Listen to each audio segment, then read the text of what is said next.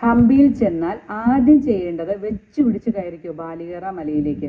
അതും സൂര്യോദയത്തിന് മുന്നേ. ഒരു 30 മിനിറ്റ് കൊണ്ട് മുകളിലെത്താം. അവിടെ ഇരുന്നോ നിന്നോ കാണാം ഹനുമാൻ ചുവന്നു തുടുത്ത പഴമാണെന്ന് കരുതി ചാടി പിടിക്കാനിരിങ്ങിയ ഉദയസൂര്യനെ.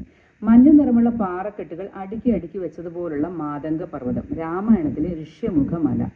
വാനരാജാവായിരുന്ന ബാലി ദുന്ദുഭി എന്ന അസുരനെ കൊന്ന് ആ അസുരന്റെ ശവശരീരം എറിഞ്ഞ കുന്ന്. മതംഗ മുനിയുടെ വാസസ്ഥലം.